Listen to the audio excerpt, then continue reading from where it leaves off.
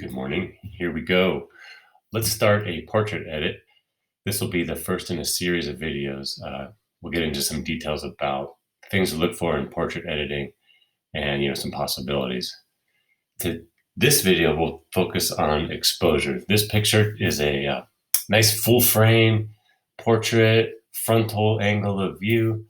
I feel like it's sharp enough to work with, right? You can see details in her eyes, in her hair, and so on. And so what we have is the lighting is somewhat behind her and a little to the side, right? You get that nice rim lighting, this golden color on her hair on the edge. But what's also happening is it's all shadow on her face. And so to me, it feels a bit flat, like needs some more exposure. And so let's follow a couple of steps of a way to edit a portrait to just selectively bring up the exposure on her face. One tip to do is take your original portrait and in order to play around with different ideas, don't touch the original photo right here called background and instead make a duplicate. Okay, and I'm gonna make a duplicate layer. So I'm gonna start with that picture. So any messing up I do or whatever, I can always get rid of it and still have the original photo in the layers. Okay, now the next step is to go get the selection tool. So it's the brush with the dotted lines over here. I'm going to try quick selection like in previous videos. Computer's working a little slow here. Quick selection. And I have a pretty large brush. Where'd it go? There it is. I want to make it a little bigger still. I'm going to use the square bracket keys and try to choose her face. All right, and look at this. What it did is it picked the edge right here. So this challenge right now is really showing how the selection tool looks for hard edges and it doesn't see the soft edges super clearly. It's pretty good right here on this left side. Over here, I want it to be more just on her face. And the line ended up out here where there's more contrast, the light area in the background and then where her hair is.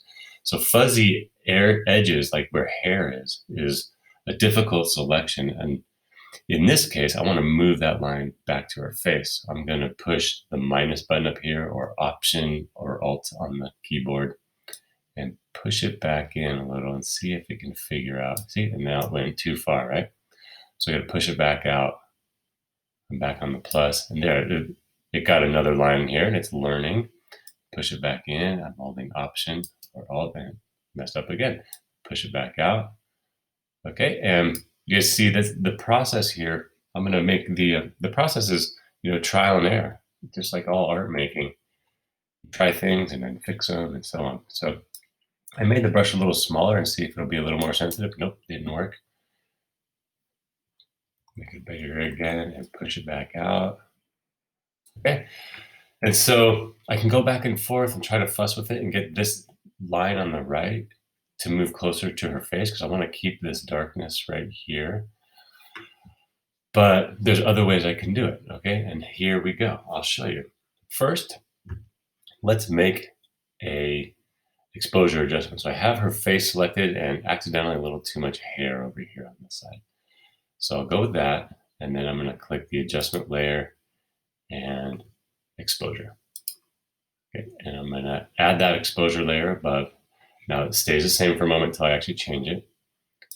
And I'm going to bring up the exposure on her face a little bit. Okay, so now I'm seeing more detail on her face.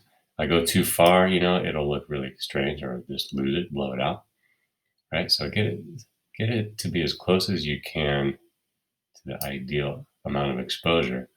Okay, but now what I could try to do is affect the mask. Click on mask up here and let's feather the mask and see if I can do that while it's still selected.